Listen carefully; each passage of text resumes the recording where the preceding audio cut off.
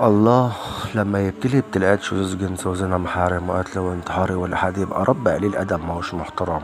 ونفس ما كانت المسيحيين بتقول عليه اللي هو نام مع مريم العذراء وابنه عيسى، فده طبعا أكيد حتى لو انتوا مريم العذراء وابنه عيسى تمام، ده ديت حاجة أكيدة.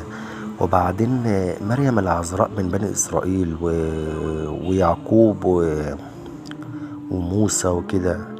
لو حبيتوا تشوفوا ألمانيا وفرنسا الناس اللي عايشة هناك عاملين ازاي، فدمت برضك من نسل عيسى والنسل موسى. تمام. فربنا طلع نجس، ربنا طلع نجس، ربنا طلع نجس، مارس الجنس مع مريم العذراء وجاب منها ابنه عيسى. دي الحقيقة يا جماعة.